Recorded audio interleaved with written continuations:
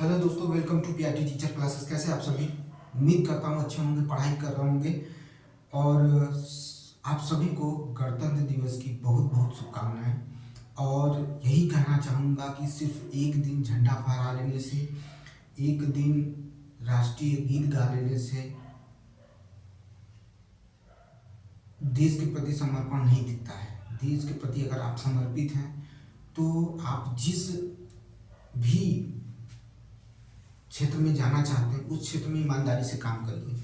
अगर आप एक अध्यापक बनना चाहते हैं तो आप अध्यापक बनकर भी इस देश की सेवा कर सकते हैं। जरूरी नहीं है कि आप आर्मी में जाइए, पुलिस विभाग में जाइए, ये जरूरी नहीं है। अगर आप एक सिंपल सी बात है, अगर आप एक कहते हैं कि ऑनलाइन टीचिंग भी कर रहे हैं तो एक देश सेवा ही कर रहे हैं। क्यों? क्योंकि देश के लोगों को, देश के बच्चों को शिक्षित कर रहे हैं। तो वो हर दिन आप लगाइए, ठीक है? वो हर दिन आप देश के लिए लगाइए, हर दिन देश के लिए जुड़िए। देश आपके लिए जुड़ेगा, देश से आप जुड़िए, ठीक है? 2 मिनट रुकिएगा, ठीक है? तो इस तरह से आप कर सकते हैं। ऐसा कुछ नहीं है कि आपको आर्मी में जाना पड़ेगा। या देखेंगे आप विशेषता देखेंगे कि आज के दिन आर्मी वालों को, पुलिस वालों को लोग बहुत याद करते हैं। नहीं, ये जरूरी नहीं है। आप अध्यापक तो एक सबसे अच्छा मोड होता है, एक सबसे अच्छा माध्यम है देश सेवा के लिए। क्यों? क्योंकि वही अध्यापक इस देश को आईएएस देता है, पीसीएस देता है, आर्मी के बच्चों को तैयार करता है और साइंटिस्ट को तैयार करता है, डॉक्टरों को तैयार करता है। ये सबसे बड़ी नींव है। तो आप जो कर रहे हैं, जिस लाइन में हो, वहाँ कर सकते हैं। आप करने की कोशिश तो करिए, करने की कोशिश तो करिए। और दूसरी चीज़ याद रखिएगा, चाहे वो लड़का हो चाहे लड़की, ठीक है? बहुत लोग नहीं देखते हैं, मुझे बड़ा निराशा होता है कि यार अच्छी चीज़ों को लोग नहीं देखते हैं। अब कल का मैं बता रहा हूँ, मैं इजराइल के बारे में, क्योंकि मुझे अच्छी मतलब कहते हैं ना कि जगह जगह की चीज़ों को खोजने का बड़ा अच्छा मतलब मौका मिलता है, तो मैं खोजता हूँ, मैं देखता हूँ चीज़ों को। वहाँ पर हर एक बहन को, इजराइल की हर एक लड़की को आर्मी में सेवा देना मस्ट है। वहाँ 18-18 साल की लड़कियाँ आपको देखेंगे कि 15-15 किलो, 10-10 किलो वजन के बंदूक को टांग टांग कर अपने कंधे पर चलती हैं और उस देश की सेवा करती हैं। और मेरे देश की लड़कियाँ, कहना नहीं चाहिए, अर्धनग्न होकर खाली वीडियो बनाने में व्यस्त है, कमर मटकाने में व्यस्त है। ये अनुचित शब्द है, लेकिन मजबूर है कहने के लिए। या मेरे देश की लड़कियों का सपना होता है अच्छा सा लड़का मिल जाए, शादी हो जाए, ठीक है? फिर उसके बाद हम उसके ऊपर सारी जिम्मेदारी ठोक दें, उसके जिम्मे हो जाए, फिर हम आजीवन वो कमाए, हम घर संभाले। यही सपने, सिर्फ ये इतने तक सपना सीमित है। हाँ, लेकिन कुछ बहनें मेरी ऐसी हैं जो अपने समय के अनुसार लड़ रही हैं और उस ओहदे पर आईएएस, पीसीएस, एयरफोर्स, आर्मी, हर जगह जा रही हैं। अगर अब कोई लड़की कह दे कि हमारे घर से प्रतिबंध लगता है, तो मैं मानता हूँ 20% घर में ऐसे प्रतिबंध लगे हैं कि लड़कियों को क्यों पढ़ाना, ज़्यादा पढ़ा देंगे तो ये हो जाएगा। लेकिन 80% लड़कियाँ अब नहीं रोका जा रहा है, उन्हें पढ़ाया जा रहा है। मैं खुद देखा हूँ, मैं बता रहा हूँ कि मैं ऐसे ऐसे बच्चों की मतलब लड़कियों से मिला हूँ। ऑफलाइन कोचिंग में एक लड़की को पढ़ाता हूँ, उसके पिताजी ट्रॉली चलाते हैं, लेकिन कहते हैं मैं पढ़ाऊंगा अपनी बिटिया को। तो जब एक ट्रॉली चलाने वाला कह रहा है कि अपनी बिटिया को पढ़ाऊंगा, तो ट्रॉली चलाने वाले के ऊपर तो बाकी है एक जो कहते हैं कि बढ़ेगिरी करता है, या कहा जाए कि हमारे यहाँ जो घर बनाते हैं, अगर उनका इस समय देखा जाए प्रतिदिन का, तो वो 600 रुपये ले रहे हैं। तो 30 दिन का कितना हुआ? 18,000 रुपये। तो एक टाली चलाने वाले से तो ज़्यादा ही है ना। टाली चलाने वाले को भाई भाड़ा मिला तो सरिया सीमेंट लाद कर ले गया बेचारा, जहाँ पहुँचाना है, तो 300, 250, 400 मिल गया तो मिल गया, ठीक है? नहीं मिला तो नहीं मिला। क्यों? क्योंकि आज मैजिक है, छोटे बड़े ट्रैक्टर हैं, ट्रॉली हैं, सब हैं, ठीक है? लोग उस पर लदवा के चले जाते हैं। लेकिन एक टाली चलाने वाला बेचारा कह रहा है, जो अपने पैर के दम पर, अपने बाजू के दम पर खींचता है, वो कह रहा है कि हम अपनी बिटिया को पढ़ाएंगे। तो अब अगर कोई कहे कि नहीं, मेरे घर वाले कह रहे हैं क्या करोगी पढ़कर, या इतना ज़्यादा, ये सरासर झूठ है। और ये चीज़ लगभग मैं कहता हूँ कि 2014 से पहले ही ख़त्म हो चुकी है। 2014 के पहले ही लोग अपनी बेटियों को पढ़ाना, या ये मानसिकता जो समझ लीजिए आज से 10 साल 15 साल पहले थी, अब नहीं है। और ये बीच के जो समय बीते हैं 15 16 18 जो हैं, इसमें अगर कोई कहे ऐसा तो वो मूर्ख है। ठीक है। हाँ, आप एक अच्छी पढ़ाई कर ले रहे हो, बीएड बीटीसी कर ले रहे हो, नर्सिंग कर ले रहे हो, या कोई भी कोर्स कर ले रहे हो, जब आपकी एज हो जा रही है तो शादी कर रहे हैं घर वाले। लेकिन आप ये भी याद रखिए कि शादी के साथ आपका खुद का जीवन है। आप इस देश को कुछ देने आए हैं। आज चाइना क्यों इतने ऊपर है, क्यों उसकी इकोनॉमी इतनी बढ़िया हो गई है? क्योंकि वहाँ हर पर्सन, चाहे वो खेत में काम कर रहा है लड़की, चाहे वह बाहर काम कर रही है लड़की, वहाँ हर व्यक्ति देश को बनाने में और कमाने में लगा है। एक एक प्रकार के ऐसे ऐसे फ्रूट हैं जो दुनिया में कहीं नहीं पाए जाएंगे, चाइना में पाए जाते हैं। कार्बोहाइड्रेट से भरे हुए, प्रोटीन से भरे हुए इस तरह के फ्रूट्स वहाँ पाए जाते हैं। हाँ, मानते हैं कि वो एक ऐसा देश है जिसको कहा जाता है कि राक्षसों का देश अगर कहा जाए तो नहीं कह सकते हैं। भाई कॉकरोच खा रहे हैं, सांप खा जाते हैं, ये कौन सा मतलब ये तो पशु पक्षियों के प्रति जाहिलियत है।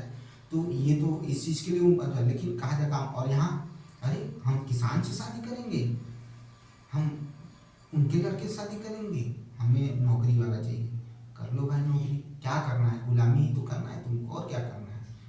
अब जो लड़कियां, हमारी जो माताएं थीं और इससे पहले जो बड़ी बहनें थीं, इनकी शादियां हो गई, एक सामाजिक बंधन में थी। ठीक, उन्हें पढ़ाया भी कम गया, इस वजह से स्थिति। अब की लड़कियां अगर ये कहें तो शोभा नहीं देता है। ठीक है। एक कोर्ट की जज मैम थी, उन्होंने एक महिला को डांट दिया था जब वो डिवोर्स के लिए आई थी और एनिमली के वो पैसे के लिए, मुआवजे के लिए बात की थी, तो 6 लाख प्रति महीना मांग ली थी। बोली, मैम ने बोला कि तुम इतना कमा जब इतना चाहिए तो खुद कमा लो ना, कि तुमने ये खाली फैसला कर लिया है। ठीक है।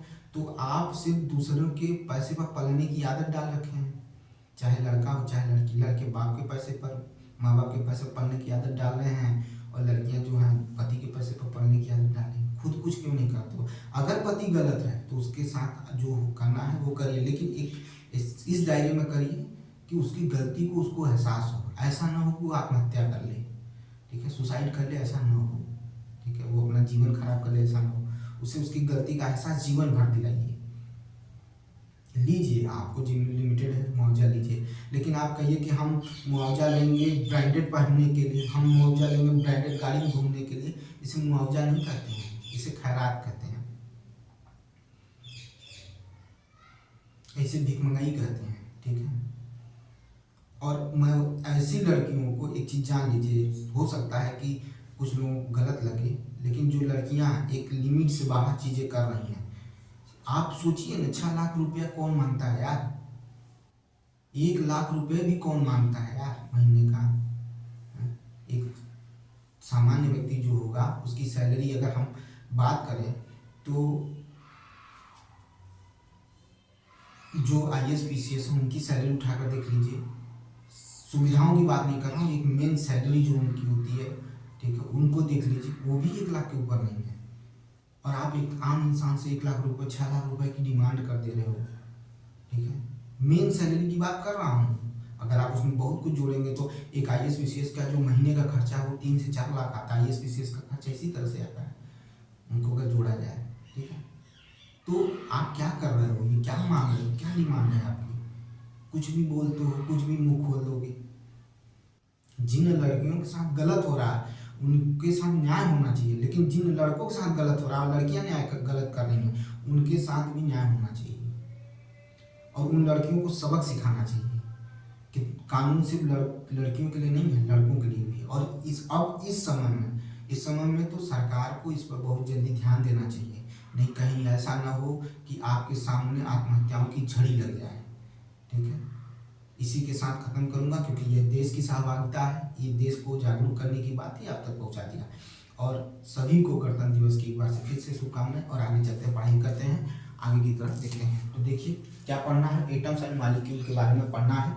हम लोग पढ़ भी लिए थे, हमने इसमें पढ़ा था, आपको पहले जो पढ़ा था थॉमसन के बारे, थॉमसन का जो एटॉमिक थ्योरी थे वो पढ़े थे, डाल्टन की एटॉमिक थ्योरी पढ़े थे, रदरफोर्ड, और उसके बाद क्या पढ़ना है, रदरफोर्ड के बाद किसका पढ़ना है बताइए भाई, बोलिए। रदरफोर्ड के बाद किसका पढ़ना है? बोर्स मॉडल पढ़ना है। तो ये जो दोनों पढ़ने हैं ये अभी नहीं पढ़ाएंगे, अभी इसको रहने दीजिए, इसको अगले चैप्टर में जब स्ट्रक्चर ऑफ एटम पढ़ेंगे उसमें सब कुछ पढ़ेंगे, ऑर्बिट पढ़ेंगे, सब ऑर्बिट पढ़ेंगे, सारा चीज पढ़ना है, ठीक है। ऑर्बिट कितने होते हैं, सब ऑर्बिट कितने होते हैं, फिर उसमें इलेक्ट्रॉन कैसे व्यवस्थित होता है, सारी चीज़ें पढ़ेंगे। लेकिन उससे पहले जो पढ़ रहे हैं पहले उसको कंप्लीट करते हैं, उसको देखते हैं। फिर एनसीईआरटी में अगला ही टॉपिक दिया है व्हाट इज एटम, ठीक है। कल इतनी बात हुई थी लेकिन अभी व्हाट इज एटम बाकी ही है, ठीक है। व्हाट इज एटम, ठीक है। व्हाट इज एटम, एटम क्या है? तो हमने आपसे बताया था कि एटम एक ऐसा मतलब डाल्टन के समय तक, ठीक है, अरे थॉमसन के समय तक कहा गया कि एटम क्या है, अविभाजित है, और डाल्टन ने भी यही चीज को समझा था, ठीक है। लेकिन बाद में क्या हुआ, बाद में ये निकल के नहीं विभाजित है, ठीक है। उसमें न्यूट्रॉन प्रोटॉन इलेक्ट्रॉन तीनों होते हैं और नाभिक भी होता है, ठीक है। ये सारी चीजें हुई थी, लेकिन अब इसी में कह रहा है, देखिए चीजों को समझने की कोशिश करिएगा। इसमें डाल्टन के द्वारा जो जो चीजें बताई गई हैं उसी को इसमें खाली वर्णन किया गया है, फिर अगले चैप्टर में सारी चीजों का वर्णन किया गया है, ठीक है। तो परमाणु को कहा गया कि यह बहुत ही छोटा क्या है, एक बहुत छोटा कण है, ठीक है। परमाणु परमाणु एक सूक्ष्मतम या सबसे छोटा कण है, सबसे छोटा कण है, ठीक है, कण है, जिसे हम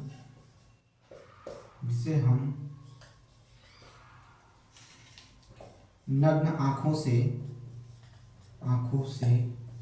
नहीं देख सकते हैं, नहीं देख सकते हैं, नग्न आंखों से हम नहीं देख सकते हैं, ठीक है। मैंने कल क्लास जानबूझ के नहीं लिया, जिस तरह से लोग देख रहे हैं उस तरह से काफ़ी कल हताशा महसूस हुई, लेकिन फिर सोचा कि नहीं भाई, मेरा जो कर्तव्य है मैं करूँगा, देखना न देखना आपकी मर्जी है, मन करे देखिए, नहीं देखना न देखिए, ठीक है। अब समझने की कोशिश करिएगा। मैं एक आपको एक आभास कराना चाहता हूँ। जैसे ये मान लीजिए परमाणु का एक क्या है, एक परमाणु है, ठीक है। इसके नीचे एक परमाणु, इसके नीचे एक परमाणु, इसके नीचे एक परमाणु, इसी तरह से लाखों परमाणुओं को एक के ऊपर एक रखा जाए, तब जाकर कहीं एक पतली सीट का क्या लेते हैं, आपको एक पतली सीट की तरह, जैसे पेज होता है ना, उसको देखेंगे तो एक सीट की तरह कितनी हो जाएगी, एक मोटी परत बनाएगी, ठीक है। जब लाखों परमाणु एक के ऊपर एक चट्टे की तरह रखा, जैसे ईंट का रखते हैं ना, ईंट के ऊपर ईंट, ईंट के ऊपर ईंट, तो दीवार तैयार होती है, उसी तरह से हमको एक पतली सी क्या दिखाई देगी,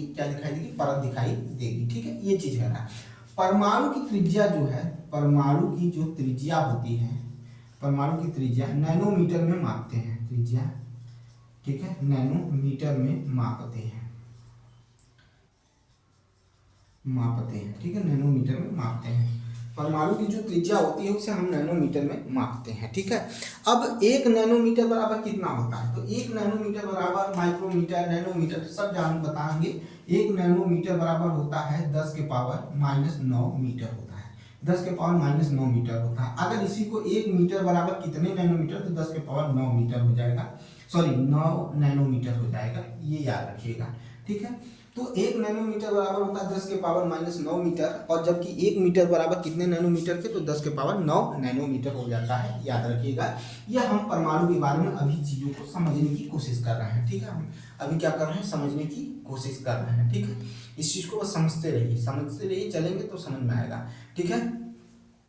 अब क्या है, इन्हीं जो परमाणु है, तो परमाणु देखिए एक चीज याद रखिएगा, कुछ तत्व जो होते हैं सिर्फ एक परमाणु से ही इंडिकेट होते हैं, कुछ तत्व जो होते हैं दो परमाणु से इंडिकेट होते हैं, ठीक है। जैसे अगर हम बात करें हाइड्रोजन, ठीक है, समझ रहे हैं, हाइड्रोजन को समझिएगा, हाइड्रोजन एक ही से क्या करा दिया जाता है, उसके चिन्ह दिखा जाता है, जबकि ऑक्सीजन लिखेंगे तो O2 लिखते हैं, देखेंगे तो आपको सब समझ में आएगा, ठीक है।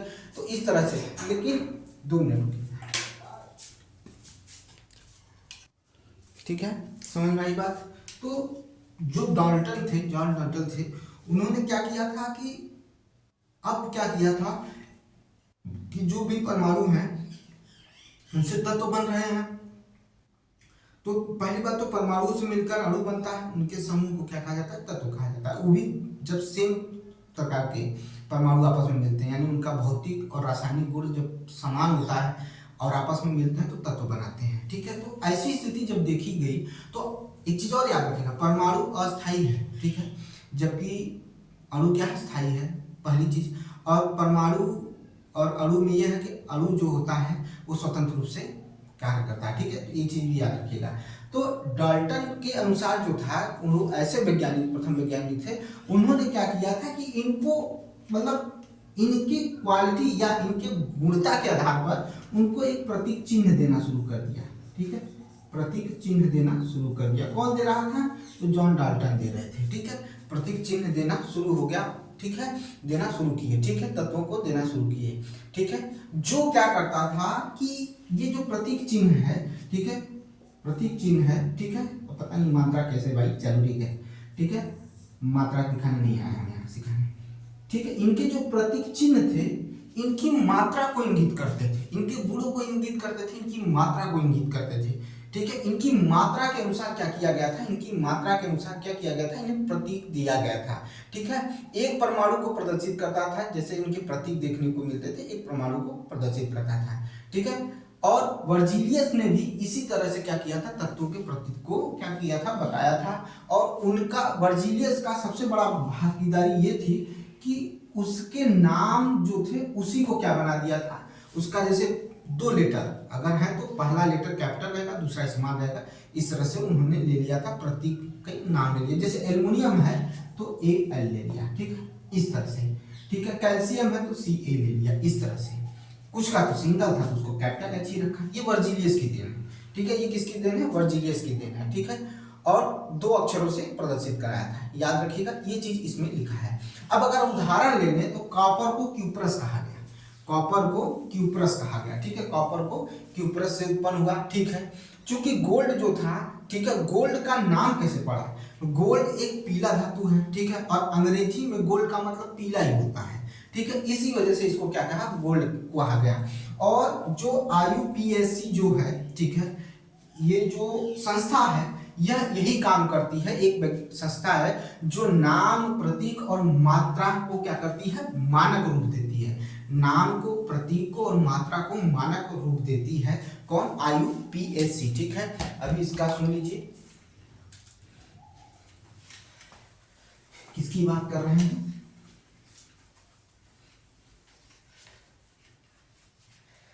ध्यान सुनिएगा।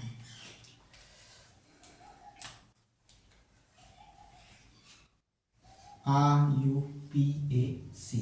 ठीक है, ठीक है, इस चीज को समझने की कोशिश करिएगा। ये क्या करता था, तो ये नाम, प्रतीक एवं मात्रा, ठीक है, मात्रकों को क्या करता था, देखिए, नाम,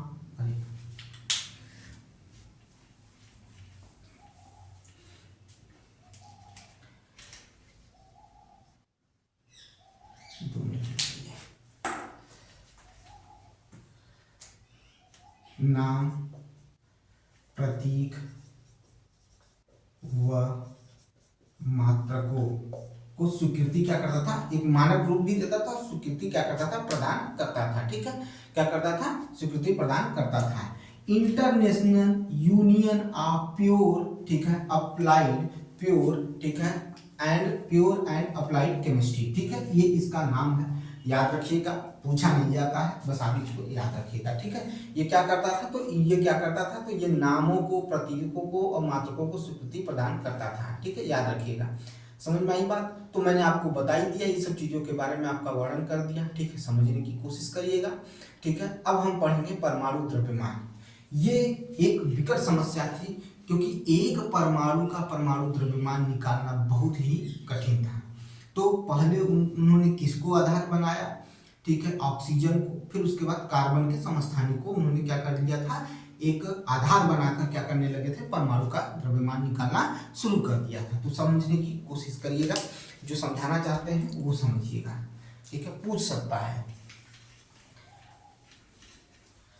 हम चाहें तो और भी इसमें घुस सकते हैं, लेकिन हमें नहीं घुसना है, क्योंकि हमें पता है अप टू 10 लेवल तक के आएंगे, तो हमें उतना पढ़ाना है जितने से आपका काम हो जाए। याद रखिएगा, इस चीज को समझने की कोशिश करिएगा। ठीक है, इस चीज को समझने की कोशिश करिएगा। परमाणु द्रव्यमान, ठीक है, एटॉमिक मास।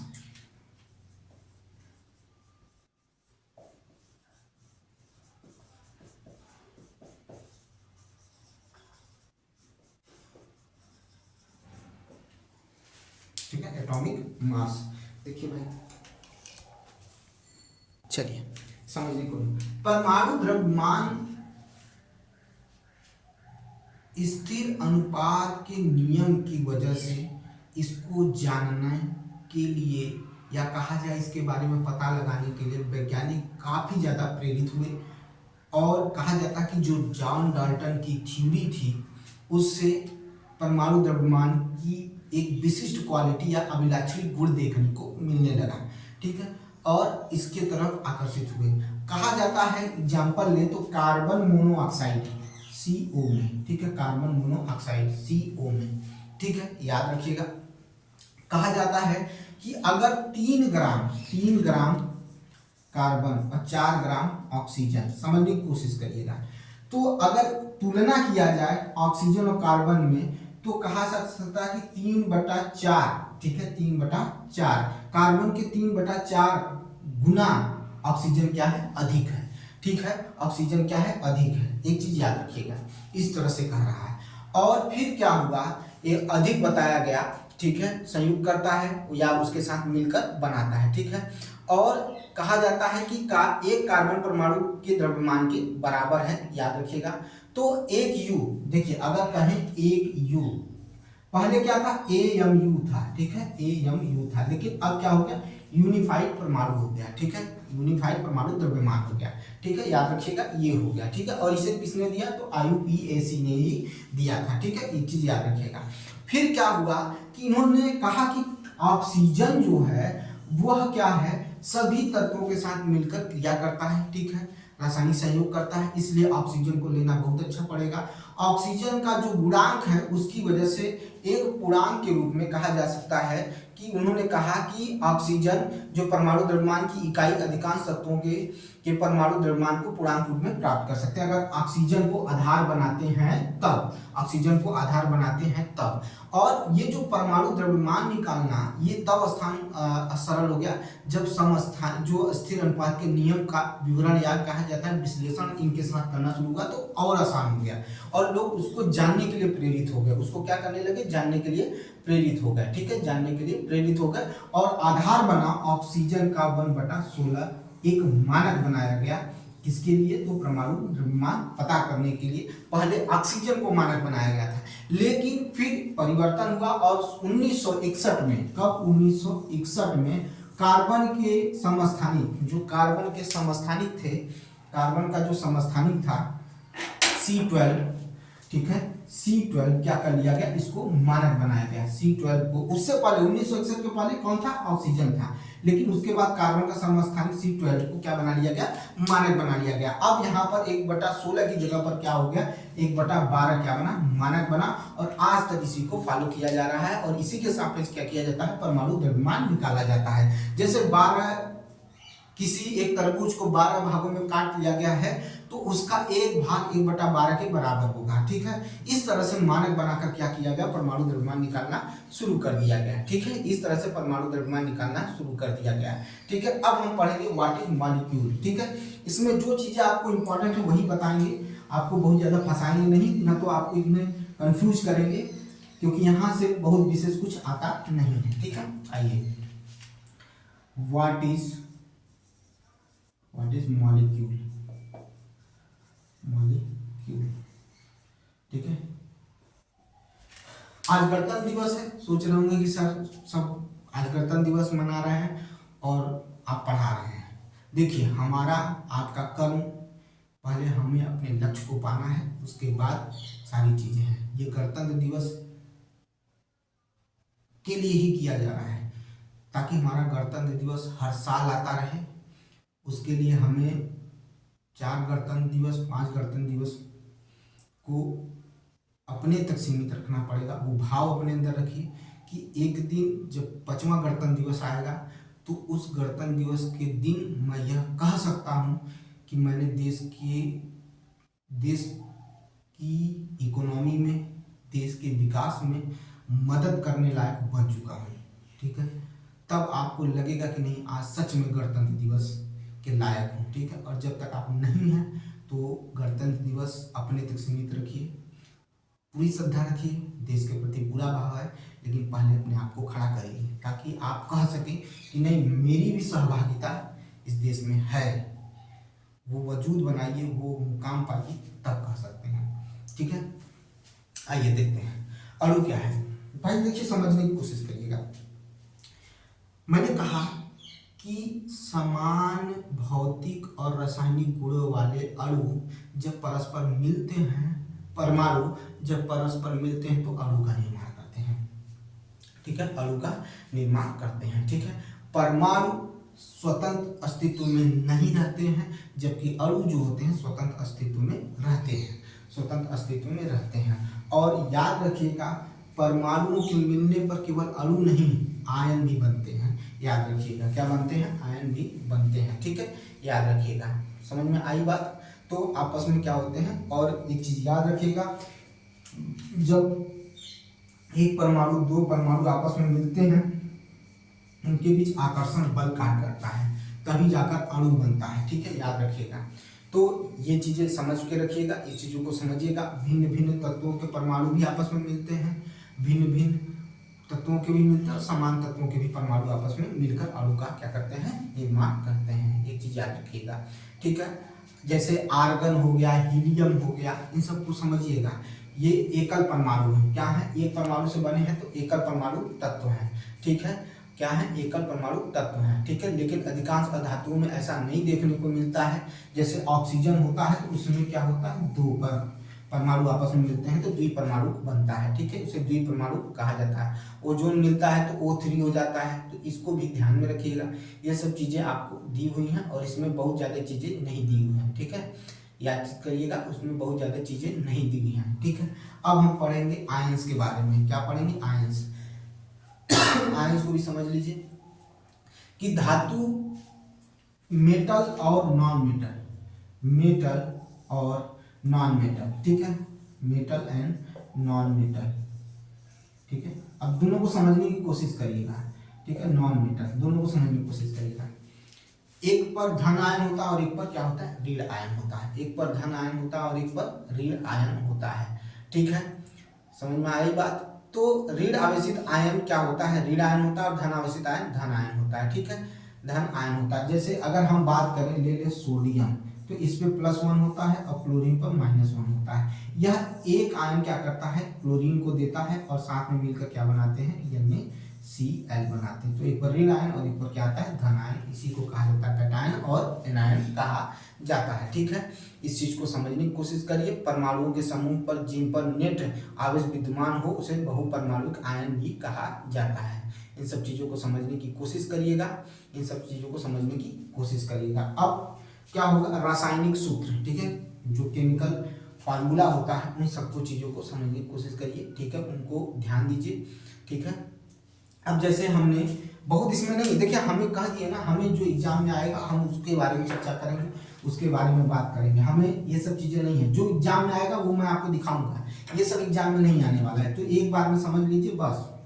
ठीक है, H और यहाँ पर Cl, यहाँ पर प्लस होता है और यहाँ माइनस होता है, यहाँ पर प्लस होता है और यहाँ पर माइनस होता है। और संयोजकता अभी आगे पढ़ेंगे अच्छे से, तब समझ में आएगा। ठीक है, ऐसे संयोजकता नहीं चलती है। ठीक है, तो इसका यहाँ होगा और इसका यहाँ होगा और मिलकर क्या बनाएंगे आपका? तो HCl बनाएंगे। समझने की कोशिश करिएगा। इसका जो एक आयन है यहाँ आ जाएगा और इसका जो माइनस आयन है, ऋण आयन है, वहाँ आ जाएगा। इस तरह से बन जाएगा। इसी तरह से अगर आप देखेंगे तो देख सकते हैं, यहाँ पर दिखा देता हूँ, H2S। ठीक है, यहाँ पर क्या होगा? H2S होगा। समझने की कोशिश करिएगा। ठीक है, इसकी क्या होगी? 2 होगी और इसकी 1 होगी और इस तरह से बन जाएगा। तो ये क्या हो जाएगा? H2S बन जाएगा। ठीक है, इसके 2 होंगे जो यहाँ आ जाएंगे, इसके 1 है यहाँ हो जाएंगे। इस चीज को याद रखिएगा। समझ में आई बात? ये क्या है? रासायनिक सूत्र है और इसमें बहुत ज़्यादा कुछ नहीं दिया हुआ कि हम आपको समझाने की कोशिश करें, आप उसमें परेशान रहिए। ठीक है, बहुत ज़्यादा समझने की कोशिश मत करिए और बहुत ज़्यादा इसमें है भी नहीं। अब हम चलेंगे, समझने की कोशिश करिएगा। इसी में हम पढ़ेंगे अब जहाँ से क्वेश्चन बनता है। ठीक है, यहाँ से क्वेश्चन नहीं बनता है, इतना भी हल्का आप मत लीजिएगा कि इतना भी हल्का आप ले लिए हैं इसको कि इतना सरल आएगा, नहीं। अब हम परमाणु संरचना जो अगला चैप्टर है उसमें कुछ शुरू करने चल रहे हैं, ठीक है, परमाणु संरचना के बारे में। लेकिन चैप्टर हकीकत में कल शुरू होगा, लेकिन आज कुछ जानते रहिए, ठीक है, आज कुछ जानते रहिए, उसको जानना जरूरी है, ठीक है, क्योंकि हमें ये नहीं देखना है कि चैप्टर तक सीमित रहना है, नहीं, हमें ये देखना कि आने वाला क्या है, ठीक है, समझने की कोशिश करिएगा, ठीक है। परमाणु की संरचना, अब परमाणु की संरचना अगर हमें देखने को मिले तो परमाणु की संरचना में क्या देखेंगे भाई, परमाणु किससे बना हुआ है, परमाणु किससे बना हुआ है, तो परमाणु बना किससे किससे है, तो देखिए परमाणु में क्या क्या होता है, ठीक है, परमाणु में क्या क्या होता है, एक परमाणु है। अब इस परमाणु में क्या क्या देखने को मिलेगा, अभी सिर्फ समझिएगा, नहीं लिखवाएंगे नहीं, बस खाली समझने की कोशिश करिए, ठीक है, समझने की कोशिश करिए, ठीक है, समझने की कोशिश करिए। एक परमाणु में क्या क्या चीजें होती हैं उसको समझिए। देखिए पहली चीज, एक परमाणु में उसके चारों तरफ क्या होता है, इलेक्ट्रॉन क्या करता है, मूवमेंट करता है, इलेक्ट्रॉन क्या करता है, मूवमेंट करता है, ठीक है, एक परमाणु क्या करता है, इलेक्ट्रॉन क्या करता है, मूवमेंट करता है।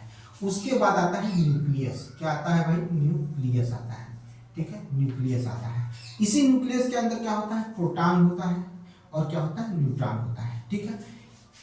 ये आपको इस तरह की संरचना देखने को मिलेगी, एक बेसिक संरचना कहा जाता है, ये आपको देखने को मिलेगी। उसके बाद अगर हम इसमें और चीज देखना शुरू करें तो न्यूट्रिनो होता है, क्या होता है, न्यूट्रिनो भी इसी में देखने को मिलता है, ठीक है, पॉजिट्रॉन देखने को मिलता है, ठीक है, बहुत चीजें हैं। अगर हम इनका विश्लेषण करना शुरू करें, इनके बारे में और डिटेल में घुसना शुरू हो जाए तो बहुत कुछ देखने को मिलेगा, ठीक है, लेकिन हमें एक बेसिक संरचना देखनी है, बेसिक चीजों को समझने की कोशिश करना है, ठीक है। तो आइए पहले हम तुलना करते हैं परमाणु और परमाणु के नाभिक में, ठीक है, परमाणु और परमाणु के नाभिक में समझने की कोशिश करिएगा, ठीक है।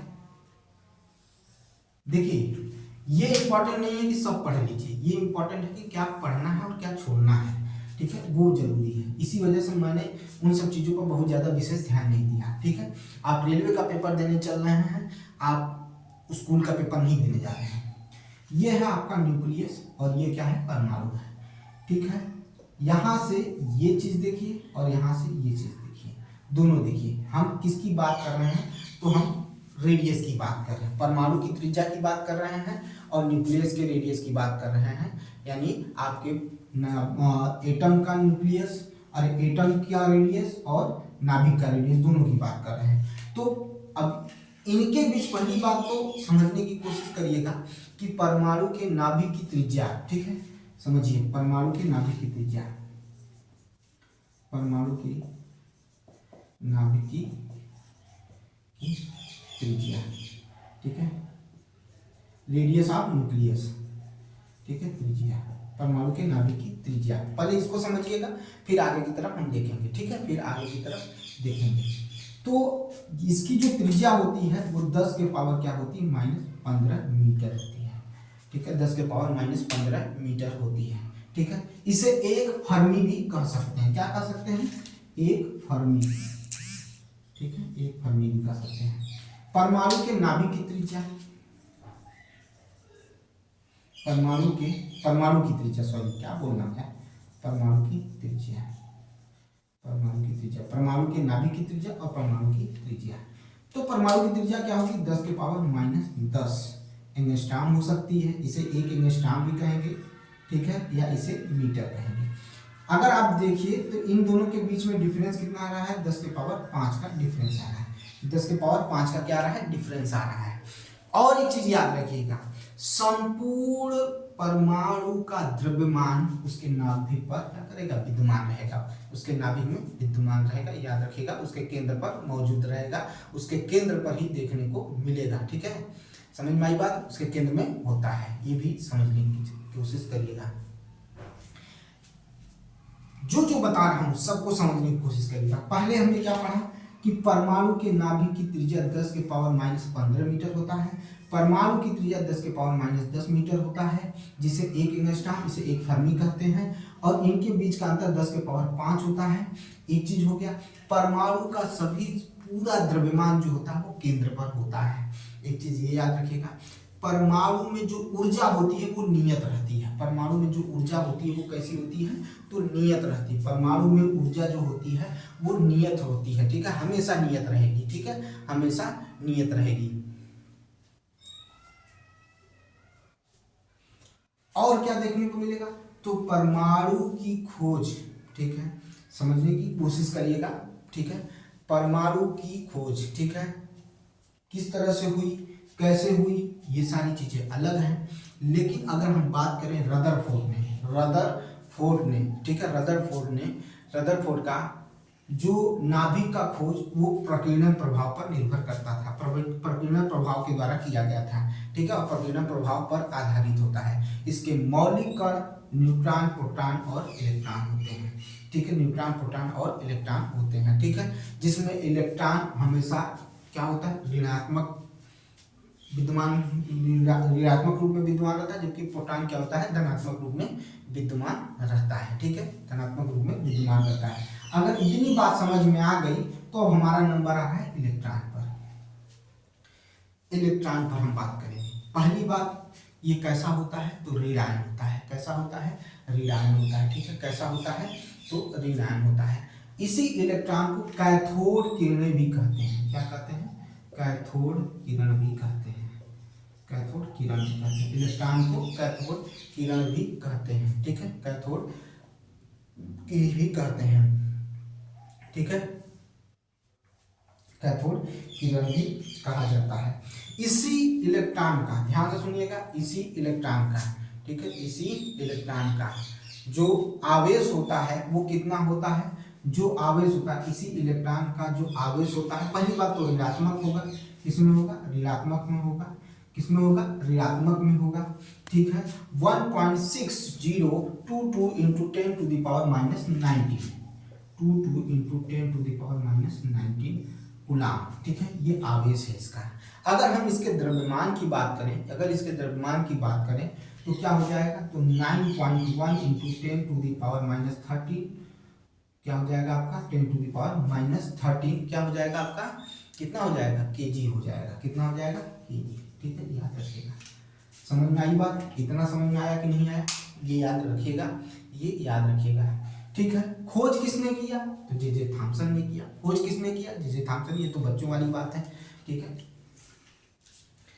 आगे चलिए, ये अभी इंपॉर्टेंट नहीं है, अभी भी ये इंपॉर्टेंट नहीं है। नाभिक के बारे में जो था वो तो इंपॉर्टेंट था, लेकिन ये इंपॉर्टेंट नहीं है, ये हर कोई जानता है, ठीक है, लेकिन जो इंपॉर्टेंट है अभी उसके बारे में चर्चा होगी। अब आइए प्रोटॉन के बारे में सुनिए।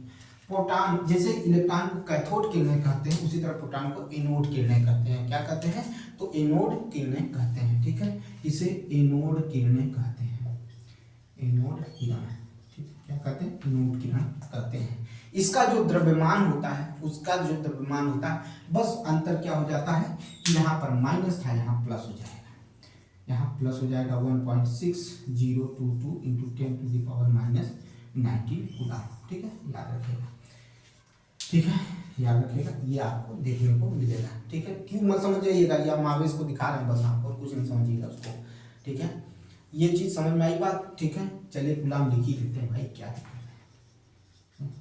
ठीक, याद रखिएगा, ये हो गया। इसका द्रव्यमान कितना होगा, इसका द्रव्यमान कितना होगा, इसका द्रव्यमान कितना होगा, ठीक है। तो थोड़ा सा इससे क्या हो जाएगा, ये थोड़ा सा क्या हो जाएगा, ज्यादा हो जाएगा, किससे, इलेक्ट्रॉन से। इलेक्ट्रॉन से इसका द्रव्यमान, इसका द्रव्यमान, इसके द्रव्यमान में अगर तुलना करें तो इसका द्रव्यमान ज्यादा होगा, इसका द्रव्यमान क्या हो जाएगा आपका, ज्यादा हो जाएगा। इसका द्रव्यमान कितना हो जाएगा, तो 1.672 into 10 to the power minus 27 KG हो जाएगा, ठीक है, ये याद रखिएगा। अब हम इसी में बात करते हैं, इलेक्ट्रॉन, प्रोटॉन हो गया, अब न्यूट्रॉन की बात करते हैं। पहली बात, ये आवेशहीन होता है, यहाँ -1 होता है, यहाँ +1 होता है, लेकिन यहाँ 0 हो जाता है, क्योंकि ये आवेशहीन होता है, ठीक है, ये आवेशहीन होता है, तो यहाँ 0 हो जाएगा। बस इसका क्या देखने को मिलेगा, द्रव्यमान देखने को मिलेगा। सबसे भारी यही है, न्यूट्रॉन ही सबसे भारी है, न्यूट्रॉन ही क्या है, सबसे भारी है, ठीक है।